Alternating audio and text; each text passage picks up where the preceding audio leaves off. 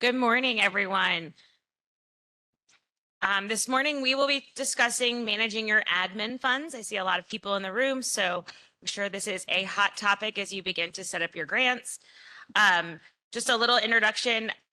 I am Adrienne Duncan with Civics. We are a TA supporter of HUD. I am here along with Jen Carpenter. I'm the Director of the Policy Division in the Office of Disaster Recovery at HUD headquarters. I'm Wendy Nelson. I'm a Fiscal Compliance Manager with the state of California. And Angie Trail, also with Civics and a HUD TA provider. Great. So before we get started this morning, just want to give a little poll in the room, a little hand raising to understand who all we have with us this morning as we start to talk. All of those that are state grantees that are currently running a disaster program? And what about local jurisdictions that currently or are about to start running their DR program? Okay, great. So this morning we are going to go through a lot of information. Just as a friendly reminder, the slides for this presentation are already on the website, the DR Clinic website. And we hope that you can use them as a reference going forward and something that you go back to. So there is a lot of really great information that we'll be sharing with you. I just want to caution, please don't try to write it all down in the next 45 minutes. I don't think that would be fun for anyone. And so you can reference the slides later and ask, use a time to ask questions. So with that, we will go ahead and get started. So our goal this morning is to really talk about those administration dollars, that, really pot of gold that helps you run your grant as the grantee. And we'll talk about some key considerations to making sure that you can manage those for the entire life of your grant, and talk through some best practices. And then we'll also talk about how to effectively use those funds across grants. We know many people in the room are recipients of multiple DR grants. Maybe you are kind of a legacy old experienced DR grantee that has, a 2008, a 2012 grant, and now you have a 2020 grant. So really connecting all of those dots so you can really plan for that admin and use it wisely. So in the beginning of the session, we'll go through just the CDBG-DR cost types, a quick overview, refresher for those of you. And then we'll walk through managing your admin funds, starting with your action plan, working through grant implementation. And then we're going to spend some time at the end of the presentation talking through a couple scenarios of really key best practices or recommendations in managing those funds. So we are going to go ahead and keep getting started, move us forward for our time so we can make sure we have some quality time for question and answers at the end. With that, I'll kick it to you, Angie. All right. So as Adrienne said, before we really dig in on managing administrative funds, we're going to take a quick look at cost types that your CDBG-DR grant is composed of. So for CDBG-DR, the 4 cost types are administrative, planning, project costs, and activity delivery. So these 4 things make up your grant budget. Today, we're going to really focus on administrative and activity delivery costs, but keep in mind those planning and project costs are just as important. All right, so first, program administrative costs, or PACs, also commonly referred to as admin funds. These are your CDBG-DR allows for up to 5% of the total grant to be spent on administrative costs or costs related to the overall management of the grant. Any staff or consultant costs that cannot be any staff or consultant costs that cannot be tied to an activity or project are also considered admin. So because this is the smallest amount of the grant budget, it's really important to understand how to allocate costs to admin and programs so these funds can last from your planning, from the time you start planning through closeout of the grant.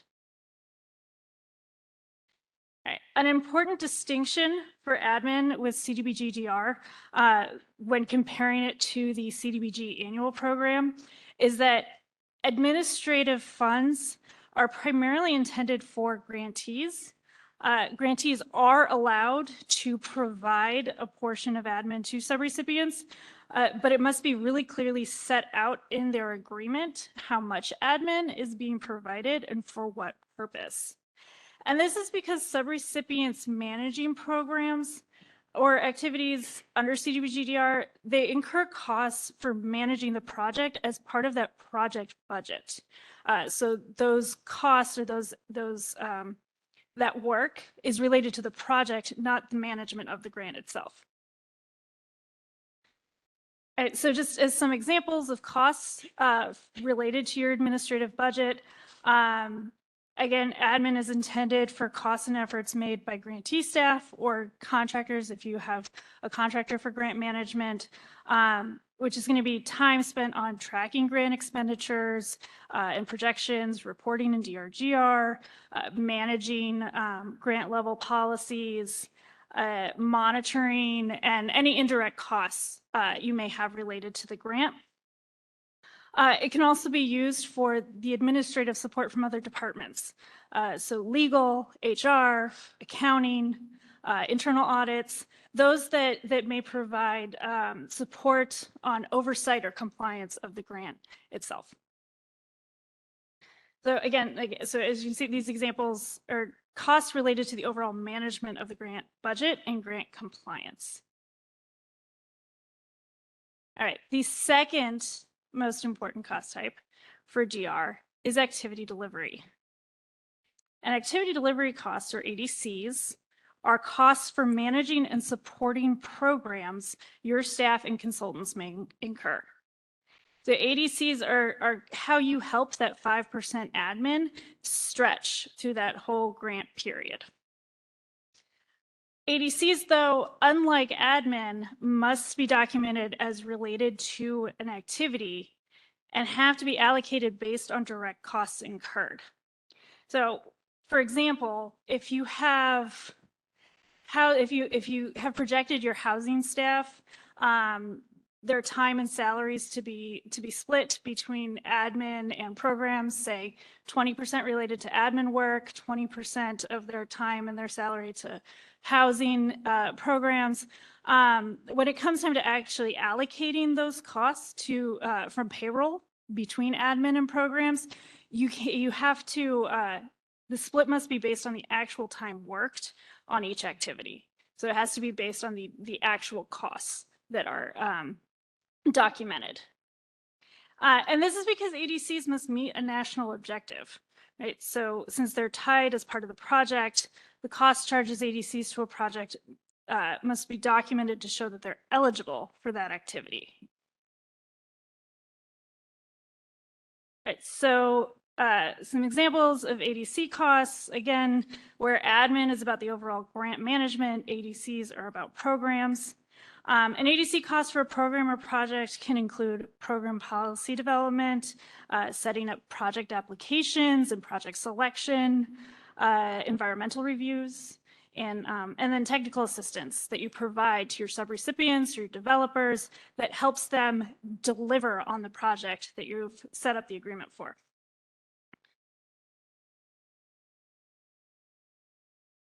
So part of that as well is that subrecipient costs for project oversight and management are their ADCs.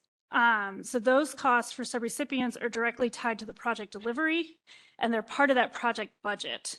So they'll have so subrecipients will have their own kind of set of ADCs within their project budget that they charge their staff time to related to delivering on that project. On the other hand, developers, businesses, owners, and beneficiaries, they do not incur ADC costs since they're either earning a fee that's included in the project budget, right? Developers earn a developer fee, or they're receiving a benefit from the project directly. All right, really quickly before we go further into managing admin, we want to also highlight pre-award costs.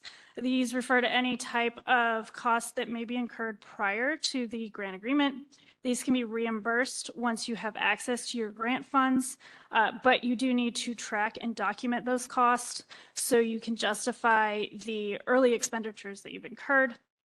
Alternatively, recent grantees have had the option of putting together an action plan for HUD approval to access a portion of the admin budget while planning and setting up the full action plan. Just one note on this, you will sign a grant agreement if you do come in, that's an optional. It's up to you whether you want to come in to get the admin only funds, but you will sign an agreement with HUD, a grant agreement for those funds. And it will start your expenditure clock when HUD signs that first grant agreement for those admin funds. You'll amend the agreement later when you get the rest of the funds. But just something to think about. It's an optional thing you can do, but it does start your clock a little early for your expenditure deadline. All right, finally, quick reference here on cost principles into CFR 200.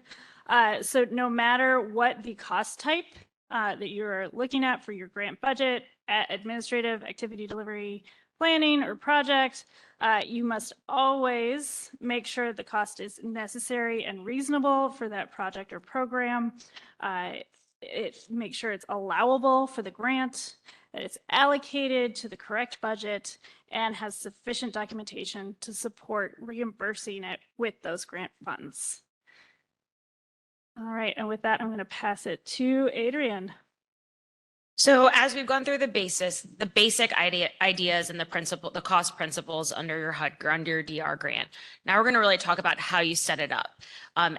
This builds upon the presentation we gave yesterday around your action plan, your financial certifications.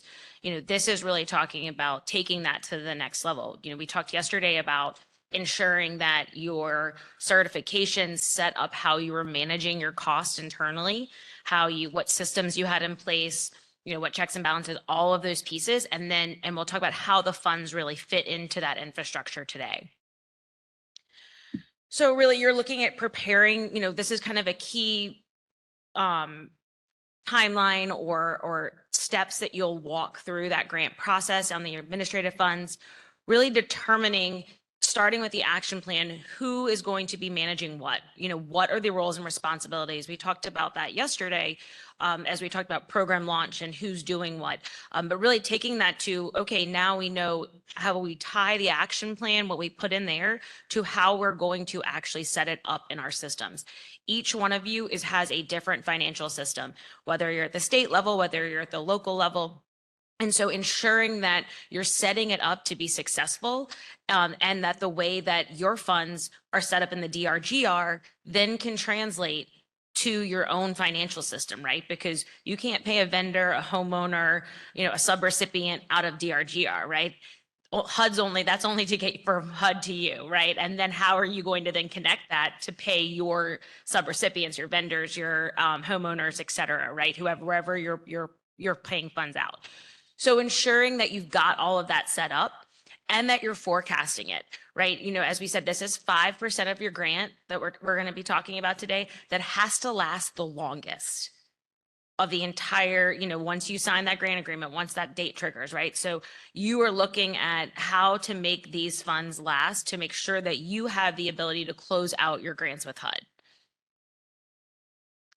So really setting this up in the action plan process, I can't stress enough how important it is as you've got your policy team and your program teams designing those programs, completing your unmet needs assessment, determining what you're going to do with your funds, and then how is your finance team going to set it up to be successful? So ideally looking at, okay, what are the finance and admin roles we need? How have we set the grant administration up so that we can implement it efficiently and effectively?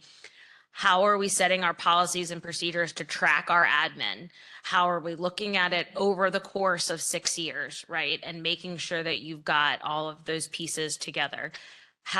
What did we say in our financial certifications, and how does that mirror how our programs are set up in our action plan to ensure that when HUD comes to monitor, they're going to look at your certifications, your action plan, your program and your admin manuals, and see that everything really aligns together.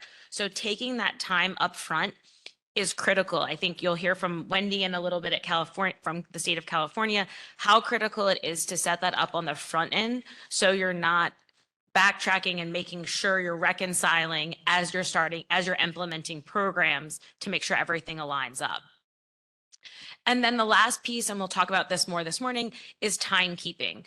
Your timekeeping for DR will be different than how you track it for the annual program. It will be different how you track it for your regular funds, general fund at for state or your local government. So making sure that you begin to set that up, particularly if you're a state that is going to implement a program, right? That's a change on the DR side. You have the ability to implement a program, and you will have the ability to incur ADCs at the state. So making sure that you're really thinking through that as you set it up, and we'll talk about that later this morning. So then developing the action plan, correct? Remember, you can, as Jen and Angie just talked about, you can create and request those admin funds if you would like them up front to support the cost to develop your action plan.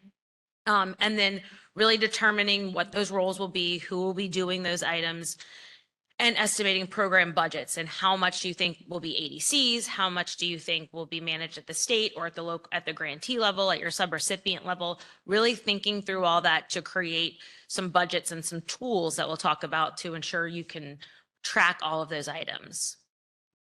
So we are going to now talk about the cost to develop your action plan. I know this has been quite an anticipated question that we have received and that HUD has received over the past few years. And, the big question is, where do you charge your time for developing an action plan, developing action plan amendments? Is it admin or is it planning, right? The big toss up. We probably should have done a poll for this session to see what everyone in the room thought before we do it. So with that, I'm going to kick it over to Jen, and she's going to walk through the guidance, a preview of some guidance from HUD. Yes. So I really hoped that we were going to get the CPD notice out before I was standing here, or sitting here.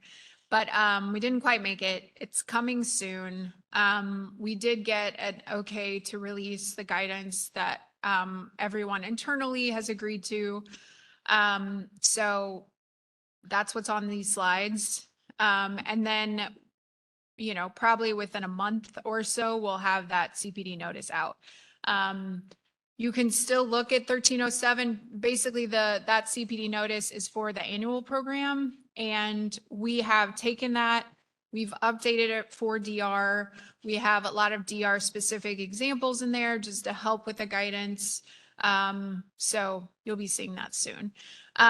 So basically what we've been negotiating, this is sort of inside HUD baseball. We've been negotiating with our general counsel and other stakeholders within the building. The DR is really different. Right? It's a different beast. And anyone who runs a program who has worked on a CDBG-DR grant or mitigation grant understands it is very different. And so what we really had to do was make that case in writing because DR is different. So we were able to, the big arrow. Okay.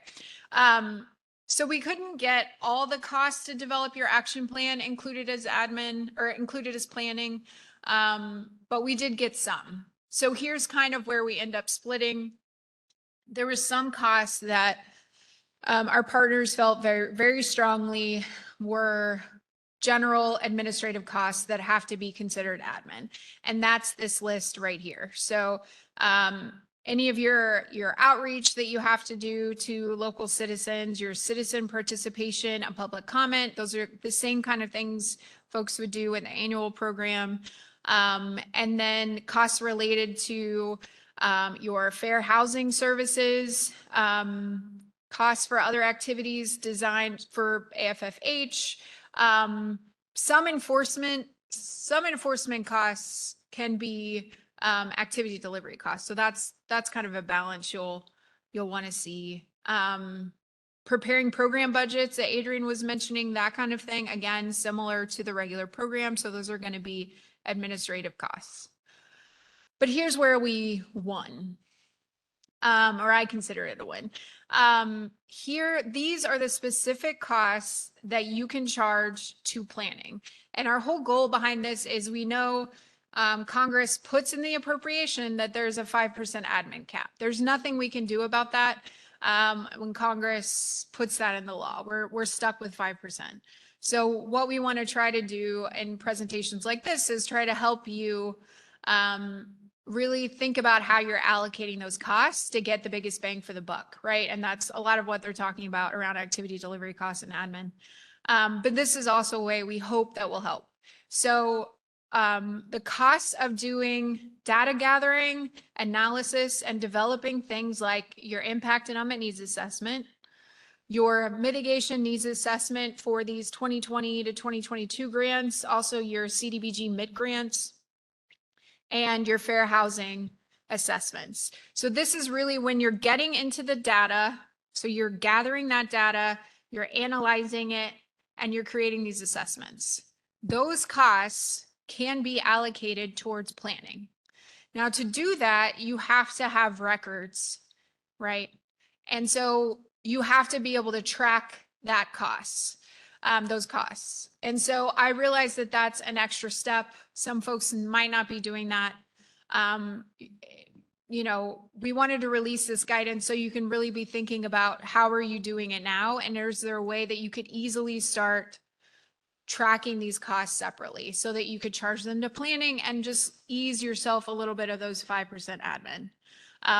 It's optional. If you want to put these costs under admin because you just want to track action plan and that's how you want to do it, that's fine. But this is just our way of trying to help with using those admin costs. So these are the costs that you can charge towards planning that are associated with your action plan.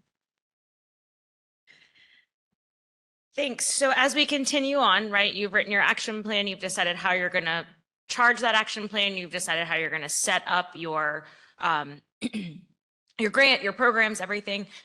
The rest is, and we'll talk about this in a few minutes and a few slides, is really preparing that forecast. You're already going to be doing your projections and your expenditures that you're going to be working on quarterly, right? But really managing that admin and understanding where it's going, what your burn rate is, where and who's responsible for charging to admin, making sure that is very, very clear. Again, you really need this is the smallest amount of money that you need to make last the longest. So making sure that your finance team has a process, a control, and Wendy will talk about some best practices that California has put in place, particularly if you are a grantee that will have multiple grants. And by multiple grants, that could be multiple grants within 1 year, like a supplemental that you've received, or you have over the year grants. Right? We're going to talk about what that looks like next, but really making sure that you've got that and you know what how that ties. Also, remember, we talked yesterday about your implementation plan. So you need to ensure that your admin costs particularly are tied to what staff you're hiring, what capacity you've assessed, where you know you have gaps, what of those gaps you'll be hiring for or you'll be using a consultant for, and will that be hitting admin or activity delivery? So really important to be managing that from day one. And then finally, on the setup piece is really setting up those funds in DRGR. There is a wonderful resource room available for everyone here that you can talk all through that, spend some time with them, ask them how to set up your grant now, talk about hypotheticals. They can do all of those things today. So we won't go into that in this presentation, but making sure you're setting up your admin as that admin project, you're setting up all of your programs separately. If there are questions, I just encourage you to ask them up front and make sure that you feel comfortable with how you've set up your grant before you move forward. And one thing I think it's important to note here for folks who use IDIS and are new to DRGR, one of the big differences is that IDIS allows you to track your activity delivery costs separately. DRGR does not. So those activity delivery costs are associated with the activity they're associated with, right? And so when you're setting up activities, you won't have an activity delivery cost activity.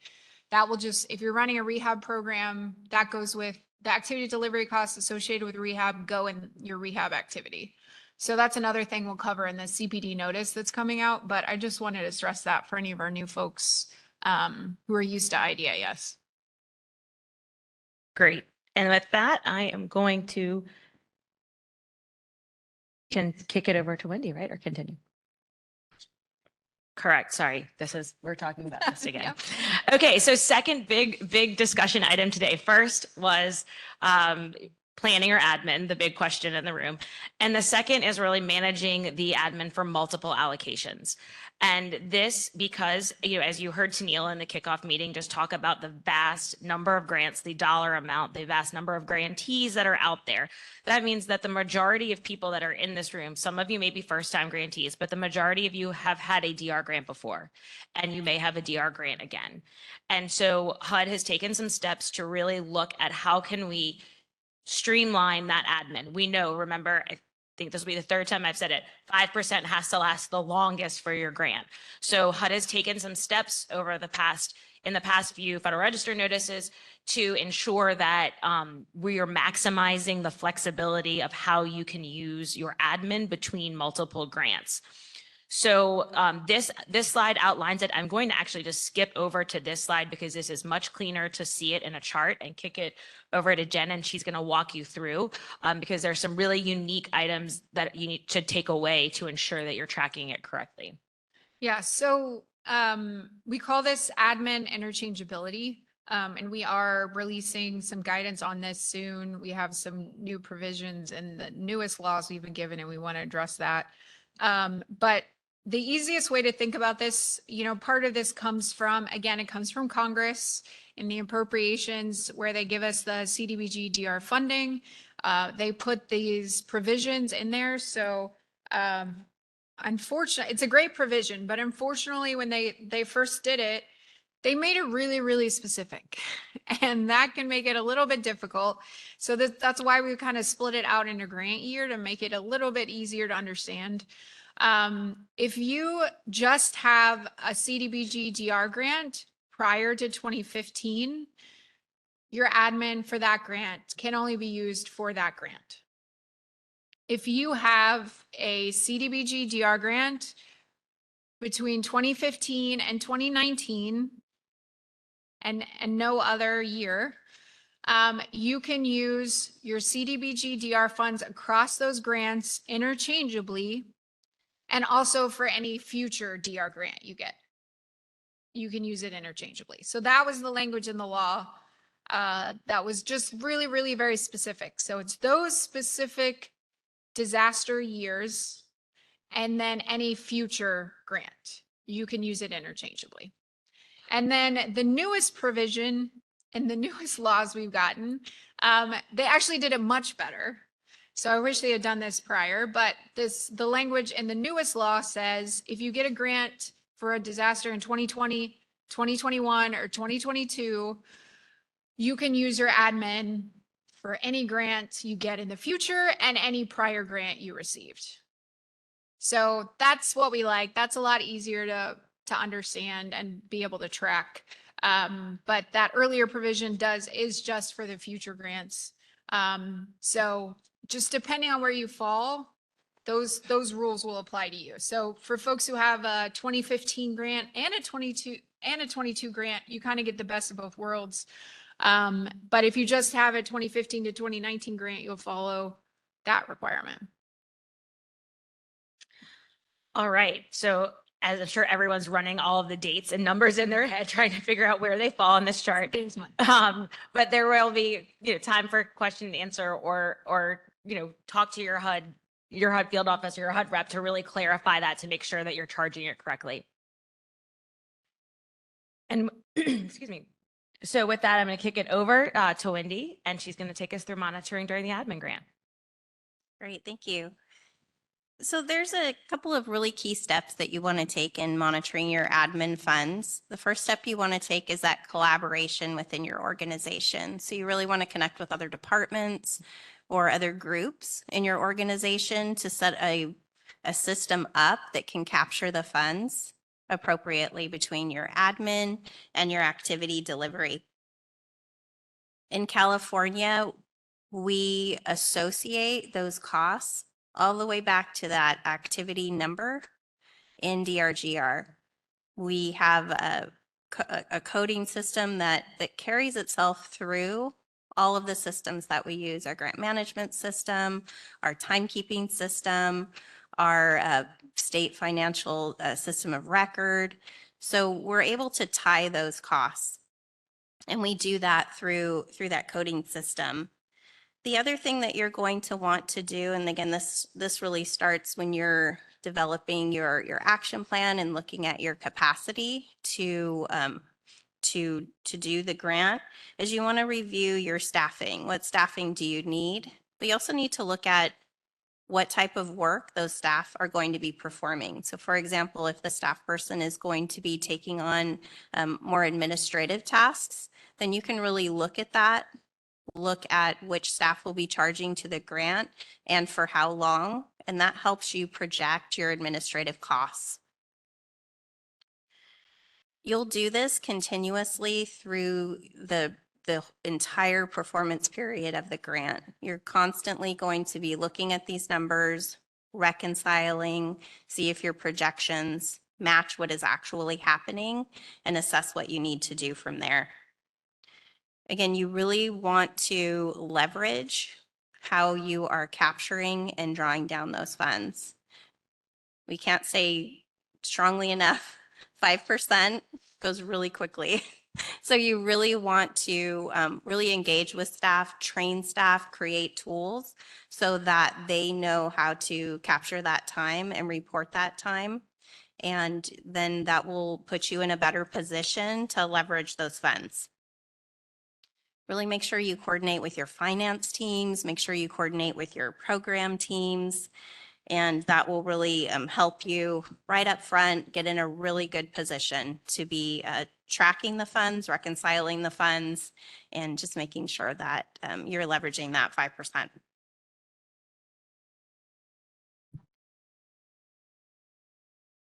All right, there's a couple of things that I want to talk about related to the grant cycle and how you're going to track, reconcile, and report your expenditures.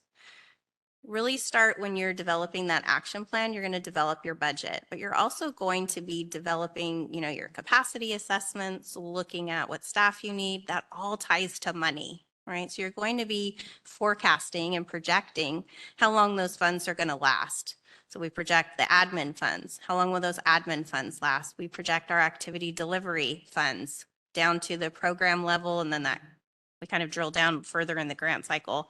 You're going to want to do that very early. Then you're going to have those projections, and every quarter you're going to be reporting on what actually is happening. That really gives you an opportunity to really assess how you're spending your funds. Are you meeting your targets? Are you spending more than you projected that you would? And that constant assessment is really, really important. So you have your DRGR action plan, you're inputting, your projections, you're going to be reporting on that quarterly in your quarterly performance report. You're going to be using your projections and expenditures report to really monitor that quarter by quarter. And that's really, it's really crucial, but you're going to think about it, it's cyclical, right? You're constantly going in this circle of, here's your DRGR action plan, you're doing your QPR, you're looking at your expenditures and projections, you're assessing, are we still on target with our projections? Do we need to make changes? You're continuously doing DRGR action plan revisions. You're constantly assessing, going through that cycle, and at the same time, you're reconciling to make sure your systems match. Setting up that process and training everybody up front is really critical.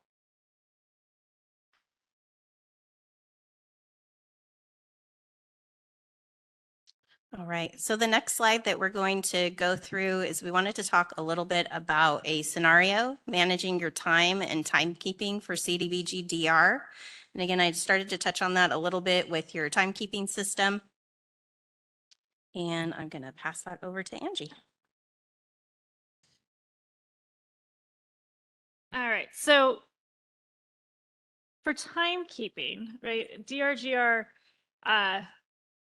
is a little bit more involved than CDBG annual programs timekeeping. So we want to just kind of run through this scenario with you, and then Wendy's gonna talk through how they apply their practices for timekeeping for the state of California. So this example here, is a first-time DR grantee. but is very familiar with the formula grants. So for that grantee, in this example, there's the timekeeping system's pretty straightforward. Staff entered time worked related to CDBG or home or ESG each week into the time system.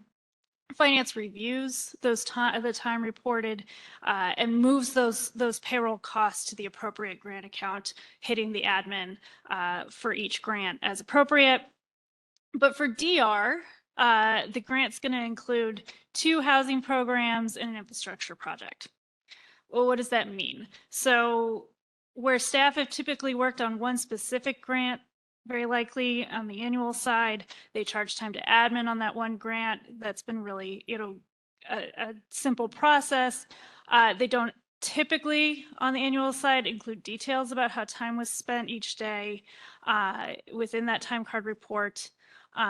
And the timekeeping system has code, like your timekeeping system on the annual side likely just has simple codes for regular work time, holidays, PTO. Again, straightforward, simple time card entry. And then that finance reviews that time monthly and does that reconciliation. But for DR, the addition of the programs and activity delivery costs adds another layer that's going to be needed on that timekeeping system. So I'm going to hand it back to Wendy, but she's going to talk through just how you can prepare to manage those staff costs for DR and just how it's a little bit different than what your staff and what your finance team have been used to managing with CDBG. All right. So again, really important to be proactive. I really recommend before your grant agreement's even signed that you're having those meetings with your partners within your department or your organization to set up that infrastructure in your timekeeping system. In California, we have specific codes in our financial management system that separate the grants out. In our timekeeping system, we have more minute codes that associate to an activity. So we're working with our admin division. We have our structure set up currently. We're working with our admin division right away to get that infrastructure in place in our timekeeping system and setting that up within our financial management system so that when the grant agreement is signed, we can start making those draws and seeking that reimbursement. We call them task IDs. They are a little generic in the beginning, right? Because I don't have a project necessarily like an ABC Apartments, right? That I am claiming activity delivery costs for, but I do have a multifamily program, right? So we're starting to set up that infrastructure. We're starting to train staff. We're starting to let them know, here's the new task IDs that you need to use for this new grant. Same thing with our admin funds. We have our admin fund task ID. We clearly communicate that. The other thing that I recommend to really help clearly communicate to staff which one to use. Do I use admin or do I use an activity delivery cost? We created a job aid and we used California specific tasks. In our department, we have a connecting the dots training. That is admin. So we made it very specific to our department and very specific to California. That makes it easy for staff to look at that and say, okay, I know I need to use this task ID. And that helps us appropriately connect that to the information, the activity in DRGR. Really, really important. I would really recommend getting ahead of that with your staff, creating those tools. Remember, they have a lot to think about. And their timesheet is one that you just really want to make as easy as possible for them. It will also reduce the amount of reconciliations that you end up doing with time cards if you have that engagement and that infrastructure set up early on. So Again, I mentioned earlier, our task IDs are all connected and linked to that activity ID. I recommend using a common number, common identifier between systems so that you can, when you're doing your reconciliation, you can easily connect the dots and make sure that all of your systems reconcile.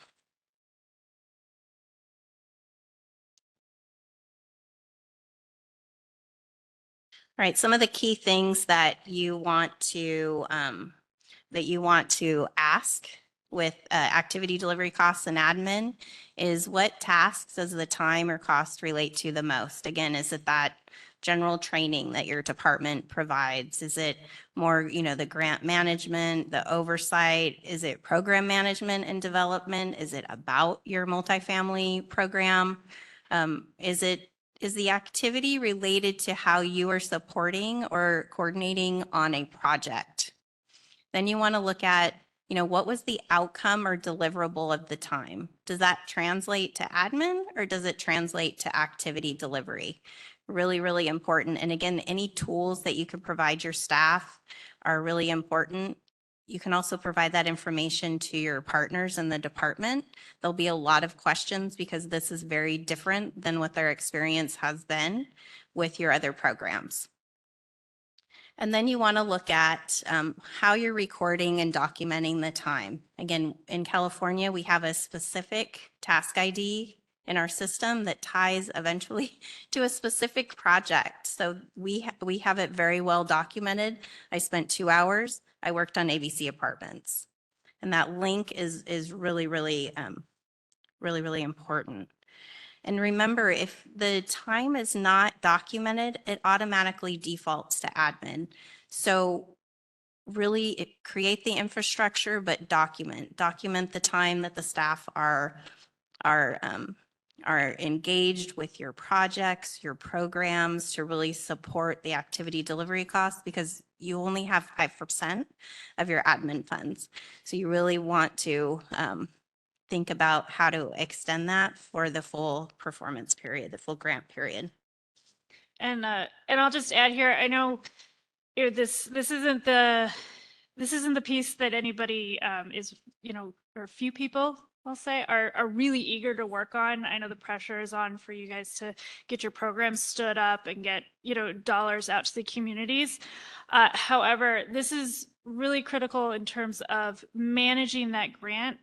And the more you can set up from the outset and making sure your staff understand how they're spending their time and how they need to document it, and that your finance and accounting staff understand how it needs to be allocated, is going to take you a really long way as you get into program launch and implementation, because going back and trying to untangle it and figure out those processes and policies on the back end is going to be a tremendous amount of work that at that point you're not going to have the time to do, and you're going to be struggling to make sure everything is allocated to the right place in the grant as you're then trying to actually do the program work itself. So the more time you can spend in standing this up from the beginning and creating those relationships internally from the beginning will take you a long way in easing your grant management overall. So we have a couple minutes left. We're going to run through one more scenario really quickly, and then we'll get to questions and answers. All right, so the second one we wanted to run through here is an example on managing a grant consultant with DR. We know that it's because of the size and scope of DR, it's very common to bring in a grant management consultant, but wanted to offer up some examples on doing this as well. So first things first, you want to, you're completing your capacity assessment and your implementation plan. You want to get through that before you make any other decisions, particularly around a consultant, and determine what your staffing capacity is. So if you determine your staffing capacity is not sufficient to manage the DR grant, and you're looking at your options, and one of your options there to build that capacity is to bring on a consultant with DR experience. You want to make sure that they have the means to help you build your administrative capacity and provide program support as well. So the key thing here is in the procurement. setting up the consultant, that potential budget for consultant tasks in that procurement. And so what we see, what we see a lot of is that a lot of times the grantee will complete the procurement and set up a consultant budget completely under admin. Because they assume that, well, it's grant management services that the consultant's providing, so grant management equals admin. But there are, at the same time, that consultant's expertise lends itself to the program work as well. And so that program work really is related to the program, which can be ADCs. So wanting to make sure that if a consultant's going to work on both administrative and program tasks, that you're setting up that budget appropriately for that contract. Right. So we wanted to talk a little bit about how that might work. And I can give some examples of how we do that in California. You really want to make sure and start with the scope of work of your contract. You want to be very clear on the available budget. And you want to make sure that your procurement documents include the expectations of the contract. So in California, remember we have, just like all of you, there's not usually just one type of program that we're offering in DR. We have our grant, and then we have multiple programs.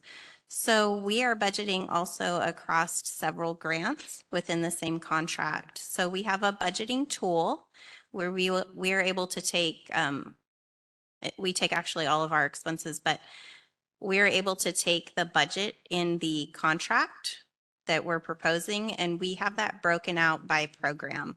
And we have it further broken out by the portion of the contract that we're projecting to come out of admin, and the portion of the contract that will be activity delivery costs through each of the programs. This, of course, syncs up with your action plan budget. That is really critical. It creates a base that you can really do assessments against. As you're moving through the contract, you're getting invoices. Can you predict perfectly? No, but it gives you that base to build from.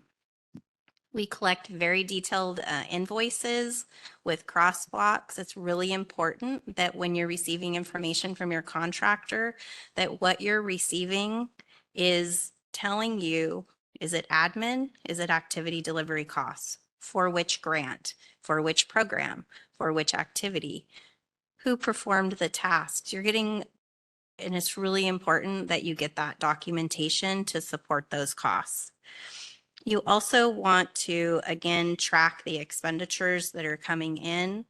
And I just want to really stress to track your burn rates, and not just your burn rate of the contract in total, but really look at how is the admin portion of the contract spending down compared to what you've budgeted, and then each program, because you will need to evaluate and you will need to adjust your funds. Maybe actually you're spending more in admin than you initially projected. And so you have to take steps to then adjust that contract. Creating that relationship between your contract manager and your fiscal staff is key. So having those conversations, creating your processes early on will really help expedite the process for you.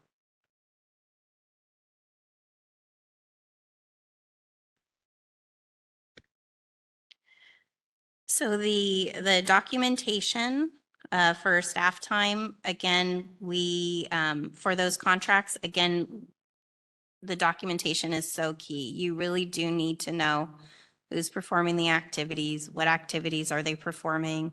Did they assist with something on ABC Apartments? Did they work on the policies and procedures for a particular program? You really need to know and collect those details and work with your contractor to set that system up. You're going to need notes with the deliverables. And again, anything that's not documented and documented well, right, is going to slide over into your admin. So the more proactive you are with working with your consultant to make sure you're getting that supporting documentation that can support the costs between admin and activity delivery, it's going to be very, very important. All right. That's it. All right, I'll take. So, all right, so just to sum us up here really quickly, the most important thing we hope we take away from today is start planning your admin funds early and often.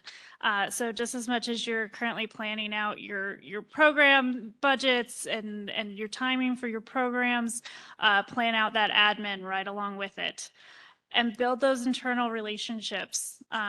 Get with your finance team, your accounting team, help them understand that the budgeting and tracking of expenditures for DR is going to look different. And there's going to be a learning curve for everybody. So the sooner you can bring them into the fold and help them understand that, the better off you'll be.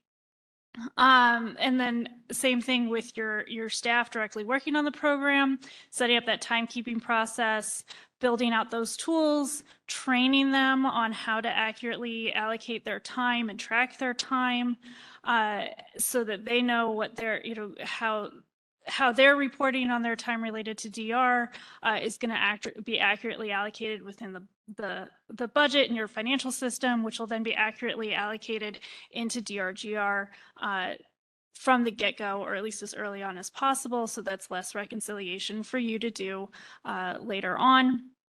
And then same thing with your contractors, making sure that they're providing you with the supporting documentation in the appropriate level of detail so that you can allocate their costs across your budget as needed.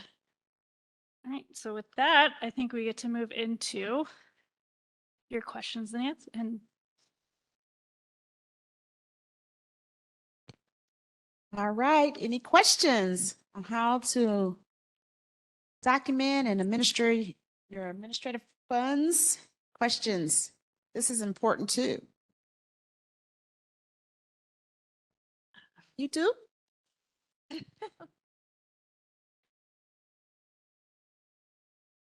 Hi, not as much a question as a comment. When you talk about admin, I'll put this to the panel. When you talk about grant administration, I know we talked a lot about consultants, but your subrecipient costs, when they are doing their administrative work, that does not count against the 5%, correct? It should be built into the activity It delivery. depends on the cost, right? So it depends. I mean, one of the things that we'll also touch in the guidance that we're going to put out is there are very few cases where you need to share admin with your subrecipients because they are working on specific projects and they can tie all of their staff costs and overhead to those specific projects they're working on as activity delivery costs. Okay, thank you. Yes. So, and we see that as HUD, we see that from time to time. So particularly state grantees, if you're using lots of subrecipients, I understand that your local government partners may say, but wait, we have admin costs. They may have administrative costs, but they are not administering the grant. So don't feel like you should share your 5% because as you guys have said multiple times, it doesn't last very long. So be stingy with that 5%. Right. So Yeah. be aware of the difference between admin and grant admin. Correct. And I think talking to your subrecipients as you lay out their role and responsibility in their subrecipient agreement, their subrecipient agreement is to administer a buyout program, is to administer an infrastructure program. So all of their costs, while yes, we know it takes administrative time to deliver that program, it is all tied to the program. So it goes into the ADC, into the program bucket. It's going to be tracked straight into the program bucket in DRGR. It is not grant administration costs. I mean, you always too want to go back to the regs, right? And also, hopefully this guidance document very soon will help to just to have HUD in writing saying some of this stuff. But it's really about what are they doing and can they tie that to the activity, to the project, to the program they're working on? And if they can, we talked great examples here about how to track the time and make sure that you have the records to back up that. And that you can tie it to the project, to the activity. Those are all activity delivery costs if you can do that. If for whatever reason you have moved some costs down that we have defined as project or program administrative costs, then yes, those are admin. But in most cases, I'd say 95% of the cases, they're going to be able to tie their costs to a specific project or activity. And that may be a different approach that your subrecipients take in the regular program. The annual program is a little bit different, right? And they may receive admin funds in the annual program and so think they're getting them in DR. But it's really important to clarify that and to understand their role and responsibility as a subrecipient in the DR program up front so that there isn't any confusion. Because as Phyllis said, any 0.5 of 1% of that admin that you give to, if you give it away, that means you only have 4.5 left, right? So, it all is very critical. At the end of the day, your subrecipient's going to finish the project and it's coming back to you to close out. So you have that step beyond them. So, if they're closing out and they're wrapping up the project, still activity delivery costs. It is tied to that project. And then they're handing it to you and you're adding it to the grant. So there's your transition from ADC to administration of closing out the grant. So just making sure that it's pretty critical. I know come year 6, you're going to make sure that you really, really, really have some of that admin left so you can close out things. Okay. We also have some questions online, mainly asking for some clarifications about environmental review costs and compliance related costs, and if those should be treated as admin or activity delivery costs. So that's an interesting one. Environmental reviews, and the costs associated with those come up in a lot of different cost categories. So this is one where you want to determine in your own policies and procedures a policy for how you're going to treat these costs, because they are listed in the planning reg. Could also be administrative costs, right? If the project never happens and they're project specific. It could also be activity delivery costs if once the project actually happens, and then you have a cost objective, a house, to associate those costs with. So that's one where, and you'll see it in the notice when we release it, it can show up in a lot of different buckets, and it's really up to you as the grantee to determine what your policy is going to be and then be consistent. So you can't say, well, in some cases, we're going to charge it over here. And in some cases, we're going to charge it over here. You need to have a consistent policy. And 9 times out of 10, those are going to be activity delivery costs, right? Because you're going to complete your project and meet a national objective, and those costs are going to be tied to that project. And I'll take the monitoring question. I believe that was compliance, right? So let's say you have given your subrecipient is implementing an infrastructure program for you. So part of that infrastructure program that they have to administer is they're going to be collecting weekly payroll on Davis-Bacon. They're going to be reviewing, ensuring that that is compliant and that they're going to be ensuring compliant pieces of that infrastructure program. That is activity delivery costs. All of that is tied to delivering a compliant program. Now, as the state grantee, you're monitoring your subrecipients and you're monitoring all of that's administrative, that's your admin costs, right? You're monitoring the grant, all of the programs in the grant at the grant level. You're not ensuring compliance at the program level. I think that's where, we loop monitoring and compliance together all the time as just, that's how we talk about it, right? But really thinking about the cost to ensure compliance and implementing a program sticks with your ADCs, and to monitor your grant sticks with your admin. So when you were drawing lines between the admin funds and the ADCs, I know you made it very clear that we should keep those detailed ledgers and everything else to associate those with ADCs, and we can't use percentage based for that. What about when it comes to subrecipients? Can the subrecipients be a percentage, or does that have to be those accurate calculated time cards with those same notes? So ideally your subrecipient is administering a program. So everything they're doing is either, and it doesn't matter if they're administering 5 programs. Let's say they're administering a buyout program, an infrastructure program, and a housing program for you. Like, that's fine. They should be then tracking their time. What do they spend on buyout? What do they spend on infrastructure? What do they spend there on housing? So they should be tracking it as well and providing their time to those exact programs. All righty then. That's our time. Thank you all for joining us. Have a great lunch.